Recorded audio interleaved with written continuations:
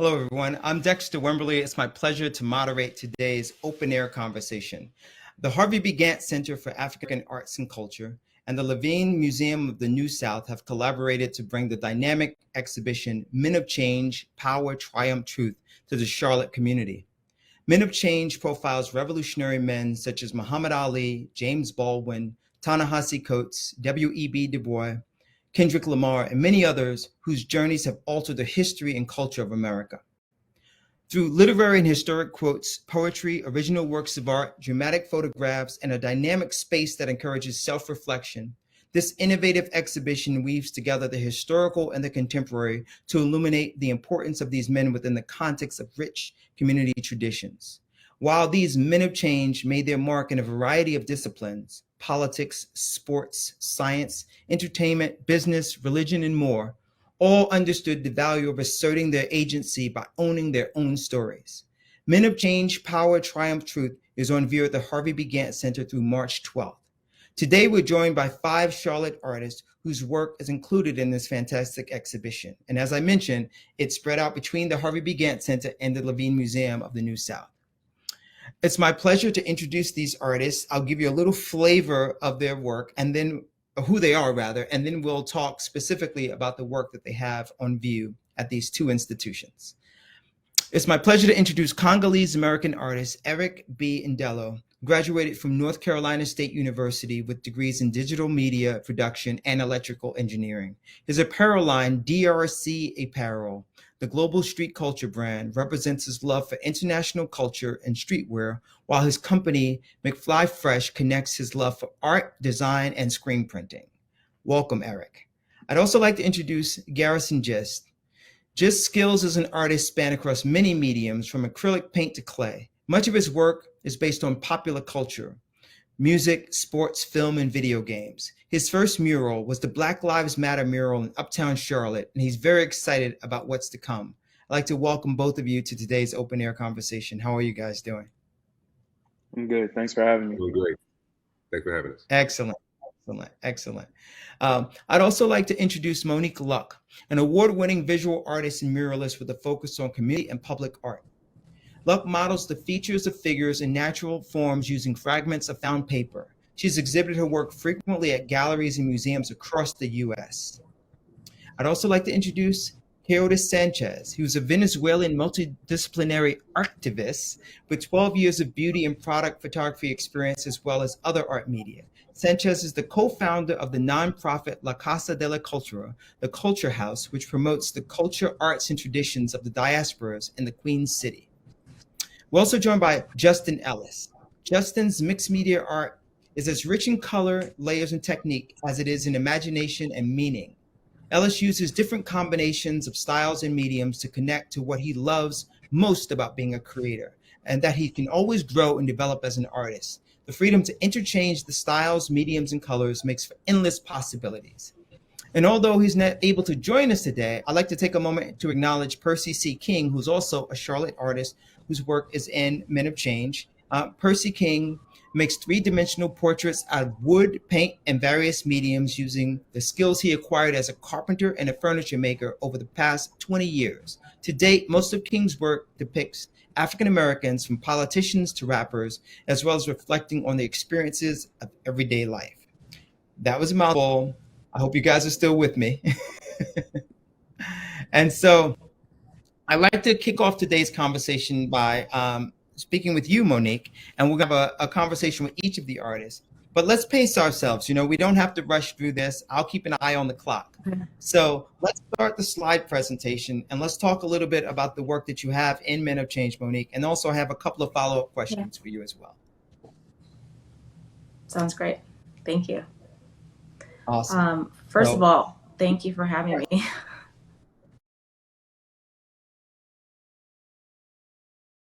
It's our pleasure. Our pleasure. So let's talk about the work that you have in Men of Change while we're waiting for the slideshow to begin. No need to wait. Okay. Yeah, so The Gift of Breath, I was inspired by Mr. William McNeely. He's an amazing inspiration, and what he's done for the community in Charlotte, and it's specifically to help children, and it's just incredible. And I think when I found out I got to create artwork based on his story, it was just really such an honor. And as I started to kind of deep dive and to learn a little bit more about him and what he's done and the things that he's how he's inspired the children and then his story and how he's come through what he's been through, it really literally took my breath away. And when I started to figure out, okay, what am I going to create here? What's the story that I'm going to tell about him? Because there's so many things that he's done. So as I started to realize, he started off as a coach. He was helping children academically, helping them, use their gifts. And then when he got sick and he started to realize, the disease that he had was an end of life disease, that he only had a short time period. And he started looking, at his life and saying, okay, what is my legacy going to be? What can I do that can impact children after I'm gone? And so when you start thinking that way and you start wondering, it's something that we can all think about, how are we impacting? What can we be doing? So if you look at it in that sense, as he did, he really kind of focused in on what can he do to continue to impact the children in the community. And that's when he began to think about Do Greater and what he could do for them. So the artwork that you see here, it was kind of inspired by his darkest hour in a sense. And that's where you're going to see a lot of dark in the piece, because when you can't breathe and you only have 2 weeks to live and you don't know what you're going to do, I can't even imagine what that feels like. Not to be able to breathe. And so I wanted to create a sense of what does that feel like? And when you think about being underwater, you can't breathe, right? So that's what this piece is kind of about. He's kind of under the water. I know from my own personal, I had asthma as a kid, and I know in a small sense what it feels like. And I know my mother has asthma, and we've seen her, rush to the hospital over not being able to breathe. And so with him, he actually had to have a double lung transplant. And it came out of the blue for him. It wasn't something he's had, his whole life. It was like all of a sudden, he couldn't breathe anymore. And so once he had his double lung transplant, and he was determined to survive, and not only did he survive, he thrived. And so he took that opportunity, that gift, and that's why the piece is called The Gift of Breath, the gift that he received, and he created Do Greater.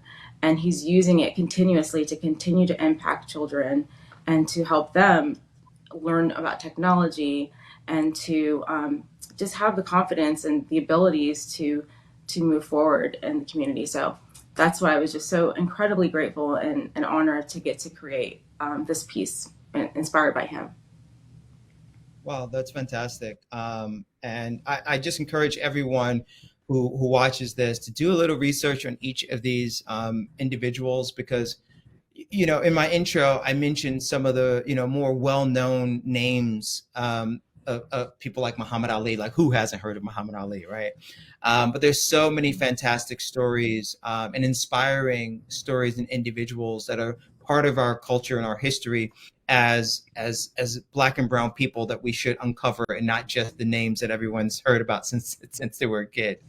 Thank you so much for that. Let's have Eric up next and talk about the work that you have in Men of Change, and also give us a little bit of background about what you do as an artist and as a creative person.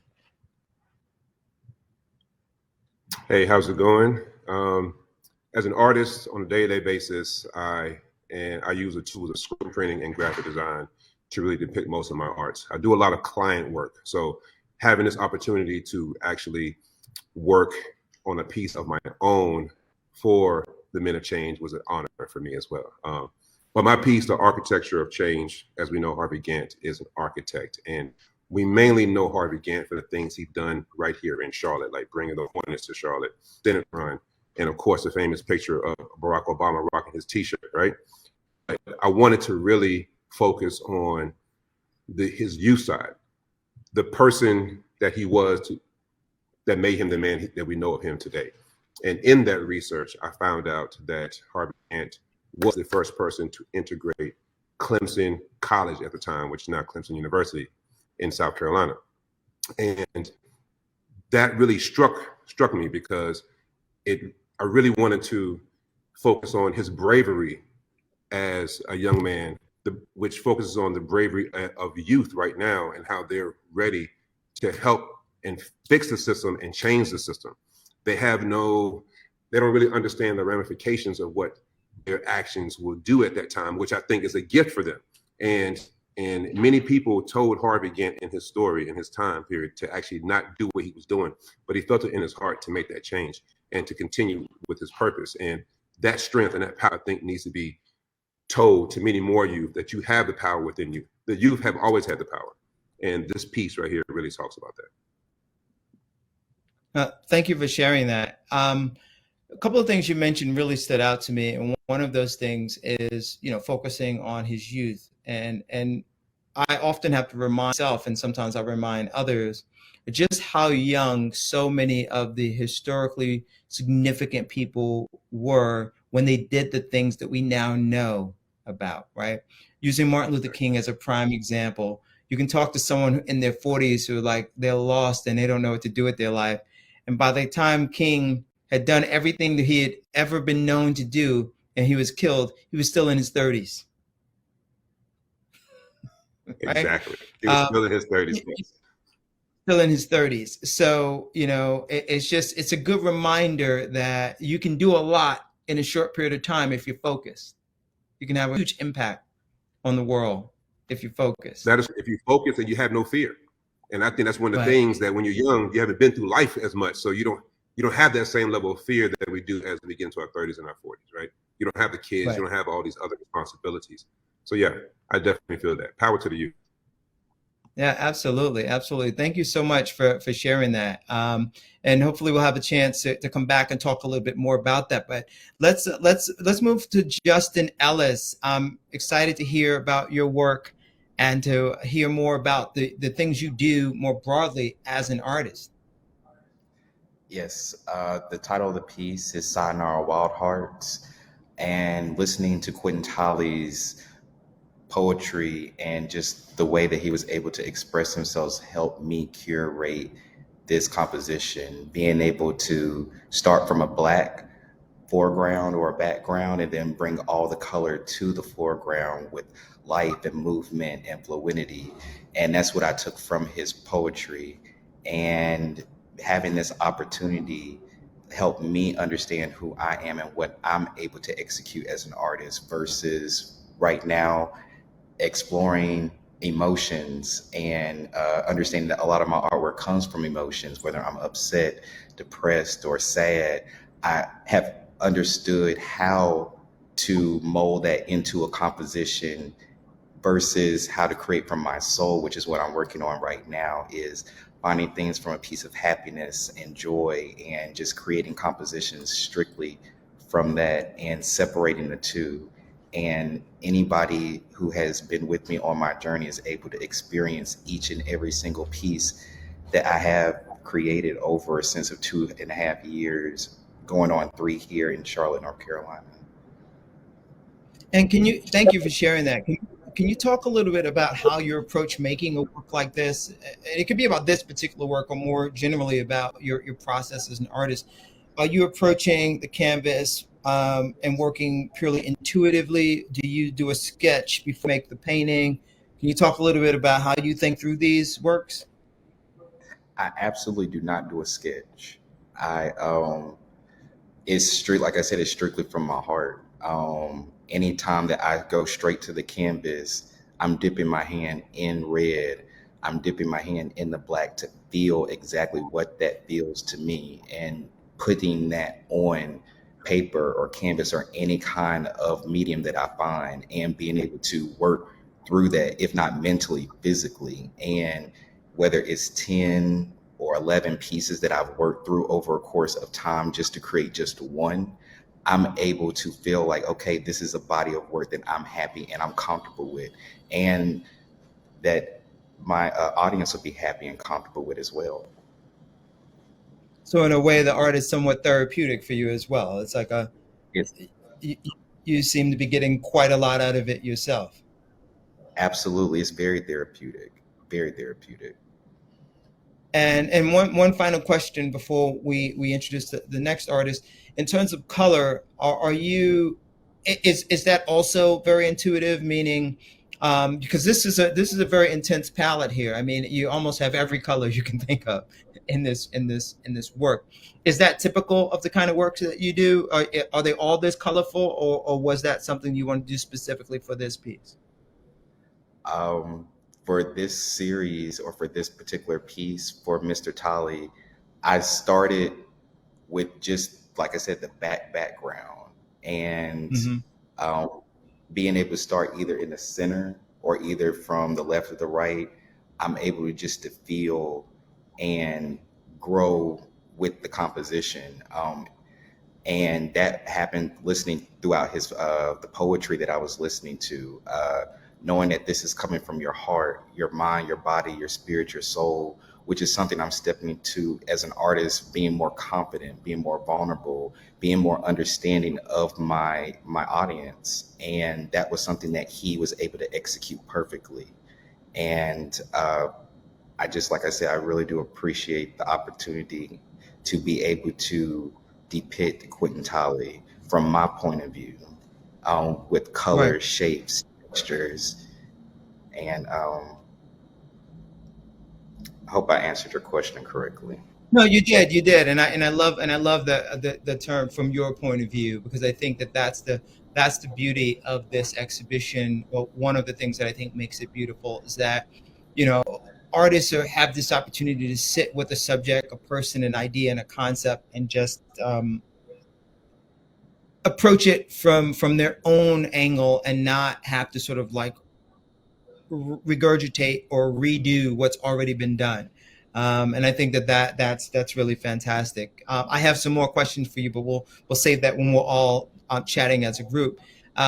If we could introduce the next artist, Garrison, how are you? How you doing? Great, great. So we'll come back to Keudis after we chat with you. So your piece is quite different from every other work that I've seen in the show, and I'm very curious Just about your slightly. approach. So So, I'll let you oh, from here. so I titled the piece "The Legend of John Schenck" because going into this project, we knew a lot about him. Like we did some extensive research.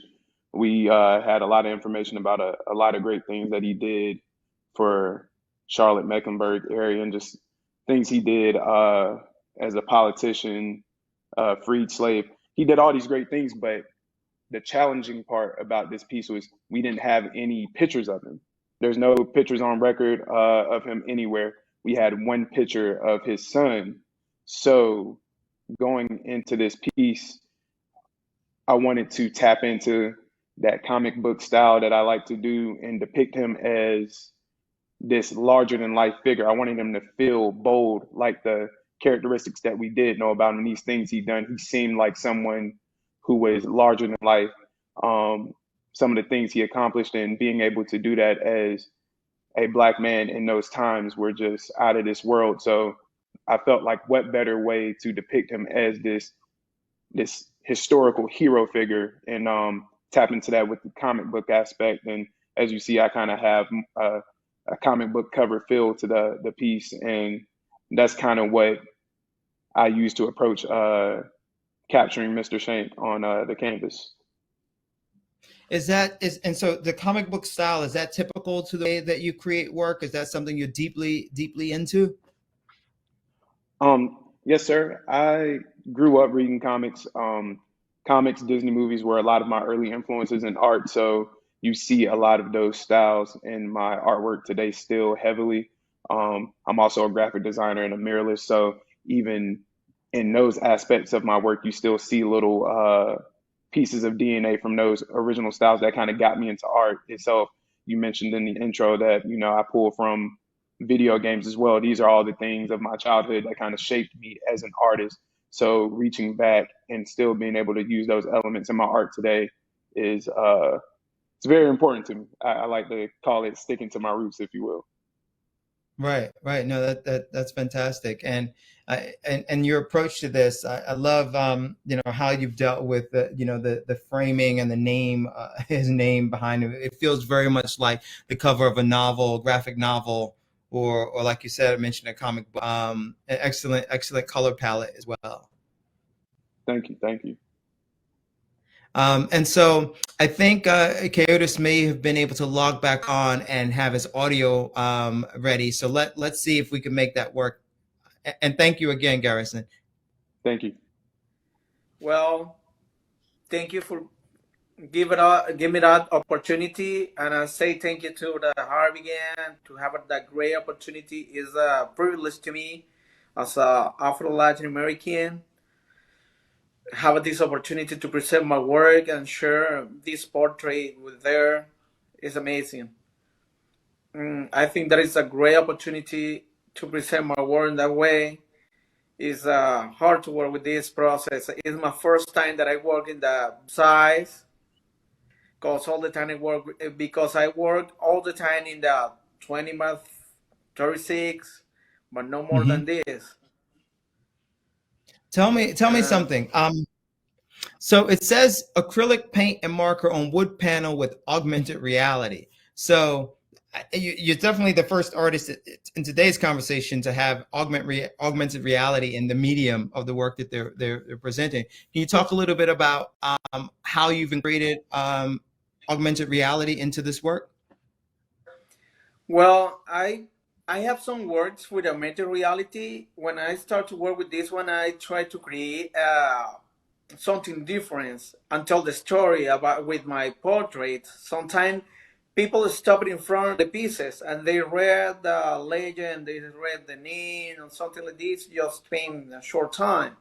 And sometimes they don't know about a story about a character that is in my portraits.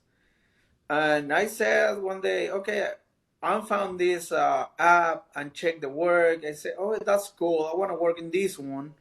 And I try to create my own animation, my own music, everything that you check in my portraits. So my augmented reality is made by me. It was nice to work with this one because when I try to find a portrait of Mr. Crump, I'll find 3 portraits that I like it. But I think that I want to present the 3 portraits because I want to tell the story of a storyteller. And he is the first time when he begins to be a journalist in the middle age, and now it was interesting to work with all this. And it was nice when I'll call him.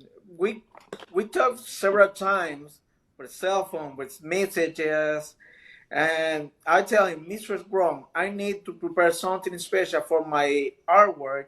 I need your help. I need that you tell me why do you like to be a storyteller? What is the reason that we need to be a storytellers? And he said, okay, Mr. Sanchz, I want to help you.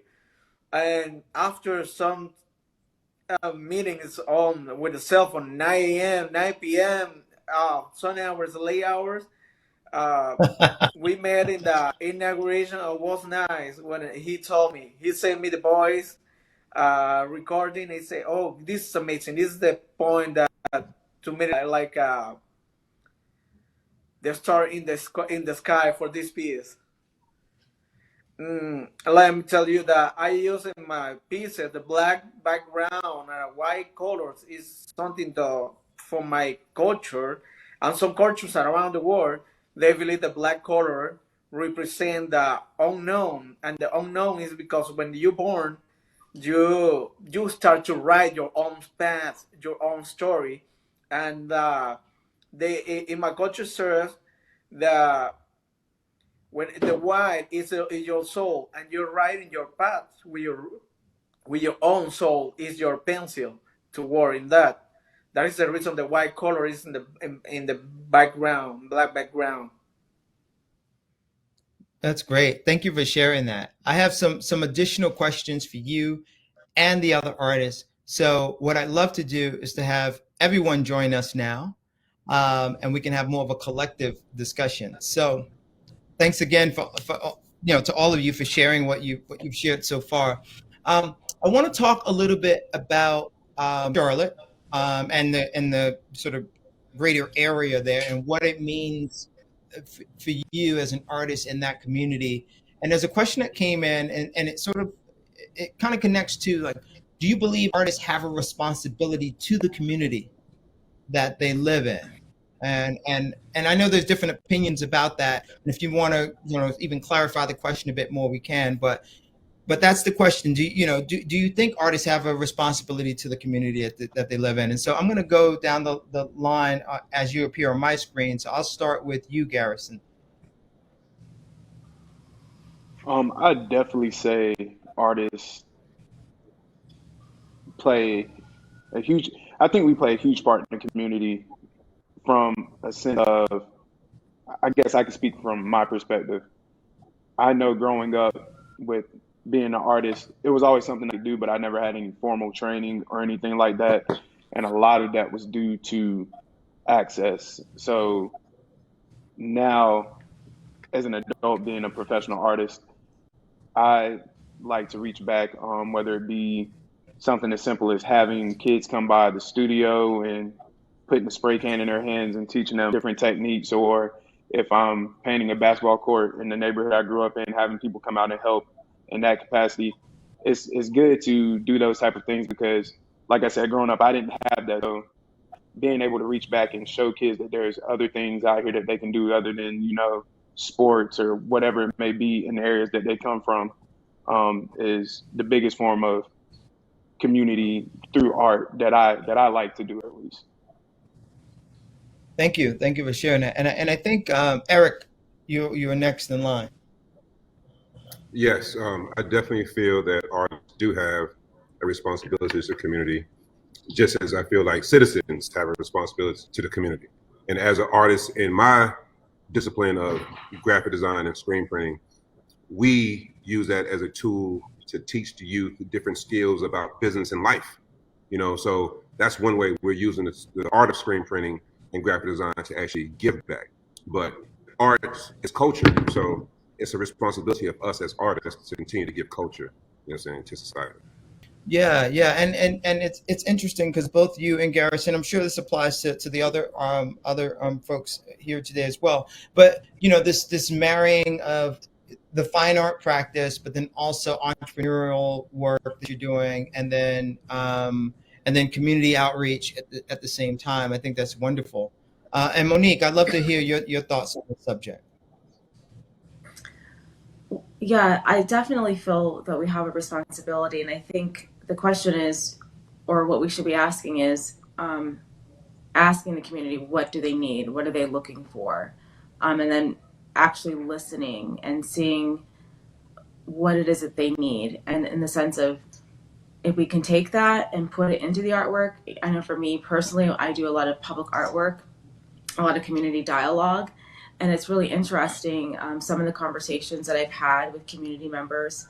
And if you can invite them to participate and to help, whether they're young children or adults, if they can feel that they're making a contribution to the artwork in some way, maybe not physically painting it, but just having some kind of input into it, it's really impactful, and it gives them a sense of pride and a sense of community, and it makes them feel like they're part of the artwork. And so I think it's really important that we include everyone in it. Yeah.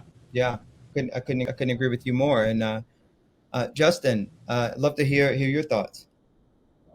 I feel like being born and raised here in Charlotte, my personal responsibility as an artist is to showcase in every venue that I possibly can. Being here 32 years going on 33, you were able to see the city change in so many different ways, whether it's north, south, east, and west. And I know from my personal perspective is understanding art is not just the therapy, but it's something that you have to do in order to get to that next step. Understanding art and understanding going to school for graphic design, coming from Northwest School of the Arts here in Charlotte and understanding the foundations of art and continuing to put that into compositions and to be a passionate artist, someone that continues to invoke that, who wants more in their community or out of their community as an artist. Like, I'm going to continue to grow. I'm going to continue to just showcase at every opportunity I can to at the maximum possibility. So that's my responsibility as a young Black man here in Charlotte, is to continue to show our city how much I have to offer as an artist and continue growing no matter what medium it is. Wow, that's great. That's really great. Keudis, love to hear your thoughts on this. Well, I think that knowledge is power. If you have the power, you have an opportunity to going forward and reach some opportunities, going more, believe more in you. And as an artist, we have the opportunity to tell stories, to share to other people the thing that they know, maybe they know. I think that if you know your story, you know your path, and you're thinking where you want to go in the future. Thank you. And you have you're a co-founder of an organization that I mentioned in your intro. Maybe you can just take a moment to tell me a little bit more about the organization that you co-founded. Sure. We are non-profit. My wife and me are immigrants, and we have in every city we have diasporas. Even I know some people here that came from New York or other cities. It's a kind of diaspora in this city. And when you know it's about the other cultures, respect, and know about the culture, about story, the background, it's amazing, because that helps you to have more, to be humble, to be respectful with the others. It's nice when we work with different people to teaching in some workshops about arts, about dancing, about food, about history. When do you learn art, you learn about a story, about a lot of things with the subjects. And we work for the communities, for each community, and we're thinking that when we start to non-profit, we're thinking to work with Latin American people. But we have some friends to tell us where we had opportunity to open that you can open the door for us, and everyone is welcome, because everyone having a story, everyone deserves the opportunity to grow up, to learn something new. Thank you so much. Let's get everybody back on the screen, and we're coming down to the final, so almost like 5 minutes here. So what I'd love to do is give each of you just a minute to tell me either something you're working on that you're really excited about, or tell me something that you felt like you wish you had said already in today's presentation. You got 1 minute each, and I'm going to start with you, Garrison. I was harkening back to something we touched on earlier when I said that I didn't get started with like formal art training until probably college, and how it affects my experiences, in the work I produced. I definitely noticed there are little fundamental skills that I miss out on, but ultimately I like that because it taught me to find other ways around it.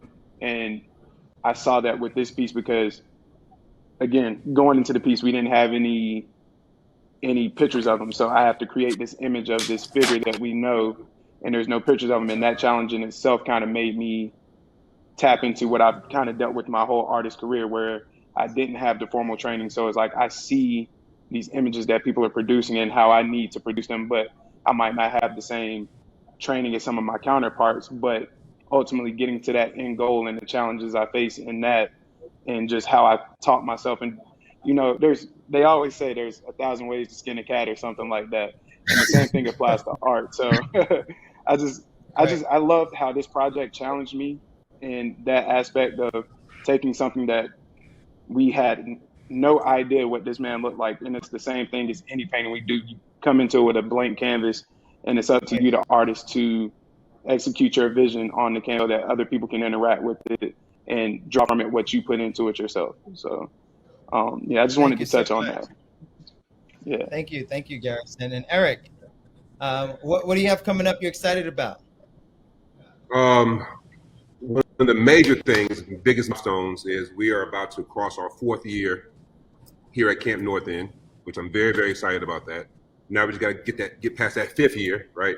To beat the statistics, right? Exactly. But one of the major things is this June 30th, I will be McFly Fresh and DRC 8 Pair will be part of a fashion show in Goma, Central Africa, in the Congo, on June 30th, and we're inviting dope people to come along with us. So if you're interested in coming through, check us out, holla at me, Ndelo, McFly Fresh, and I would love to see you there with us. June 30th, 2023, Goma, DRC.